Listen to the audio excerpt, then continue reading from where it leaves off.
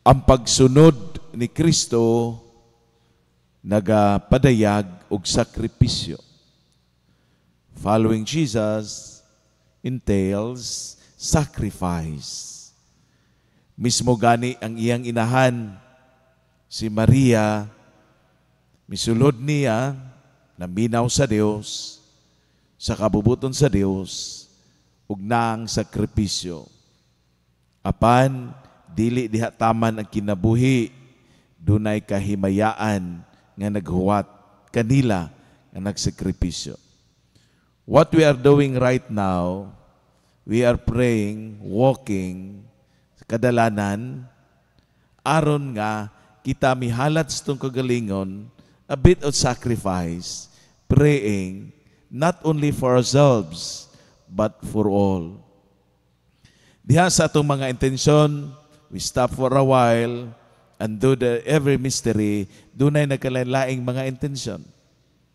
Ug atong nakita, ug nadungog, nga it's not for ourselves, but of different sectors, for the different sectors, diha sa atong katilingban. We pray for everybody. And that is the purpose nga kita nagampo diha sa kadalanan. We pray the rosary, and we pray the Divine Mercy usab chaplet. Niini, ug atong i-connect diha sa atua nga mga pagbasa karon. The first reading, giluwas sa Ginoo sa Jeremias sa kamatayon. Gani, ang wa makasabot nga mapatay kaniya, ang mauman ang mga kadakuan sa ilang kapanahunan, ang pari ug ang mga pangulo diha sa katilingban, buot nga mopahamtang kaniya sa kamatayon. Tungod kay ang punto ni Jeremias mauman nga mag-usab ang iyang katawhan, mag-usab diha sa ilang kinabuhi. O kining nga mensahe nga pag-usab sa kinabuhi, kung dili abli ang tao, sakit ni siya. Kung dili ang abli ang tao, bation nga insulto kaniya. Pero tinabangan sa Dios si Jeremias naluwas niini. Unta ang iyaha nga mensahe nga ang katawhan mag-usab sa ilang mga dautan nga binuhatan. So, with the gospel reading today, taken from Matthew chapter 14, 1 to 12, verses 1 to 12, nga si Juan sa ampunay nga pagsangyaw, gani very specific ang punto ni Juan din hikaron, dili maayo nga imong ipunan ang asawa sa imong igsuon. It's all about morality. Dili maayo nga ipunan ang asawa sa imong igsuon. Kay kung ato ang interpret, that is your sister-in-law. Ug mao kini ang gisaway ni Juan. Kini pong babayi nga sister-in-law niya kiat. Gusto niyang pahilumon si Juan, mao nangga gipapatay siya. So siguro diha sa atong katilingban mahadlok tanian ni, if we speak for the truth, we speak what is moral, then mahadlok tang sawayon sa katilingban. We might not be nga patyon physically, pero mahadlok ta unsa ikaistorya sa katilingban. Mahadlok ta nga maglakaw ta nga sawayon sa katilingban, muna nga magpakahilom na lang kita. And this is our challenge. If we do like what Jesus did, what Jeremiah did, then there will be a reaction din sa katilingban. Pero importante, we do the right thing. Kay kita sinugo man sa Dios. Kagahapong adlaw, there was a reaction when I even said to the students sa St. Vincent nga doon na sila'y kanang Holy Spirit Mass. And at the end of the Mass, before the final blessing, doon ako gipahimangno sa mga estudyante straightly. Ang mga estudyante, gikan sa nagkalain-lain nga lain-lain nga mga panimalay, lain-lain nga lugar. And ugmingon ako kanila, kamo nga mga estudyante, gani akaron dinhi, ang purpose ninyo to study.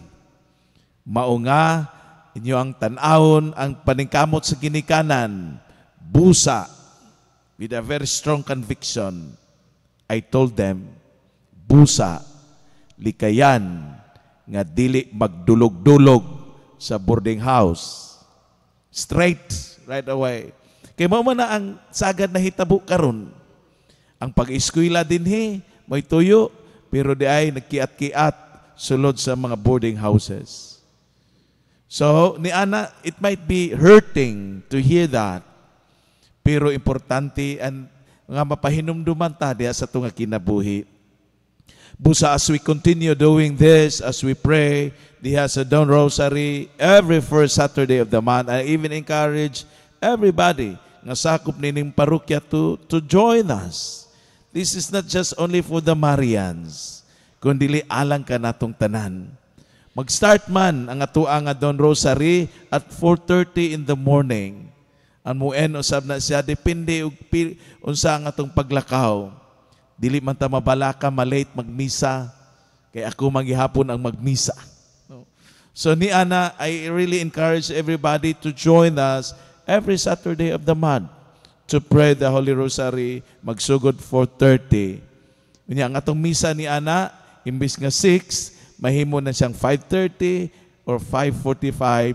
Dili pud siya mulapas sa 6. Depende sa dagan unya sa atua nga pagprosesyon. Kini sa kasakripisyo, kini sa pagpadayag nga kita matuuhon uban sa Birhen Maria, magampo ug nagampo alang sa tanan. Ug pagpahinumdom ka nato that we have to be very strong.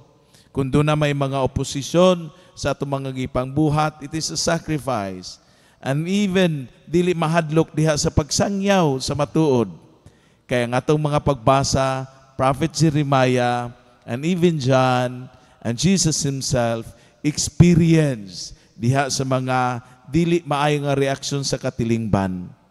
Apan ato hinumduman, we do the right thing. Pagpahinumdum ka nato sa itong kagalingon, o pagpahinumdum sa uban, that we have to pray. Tungod kay diha sa mong buhat, kita naghimog sakripisyo, dili alang kanato, kundi alang sa tanan. Ang pagsakripisyo o ang pagsunod ni Kristo entails sacrifice. Palihog sa pagtindog.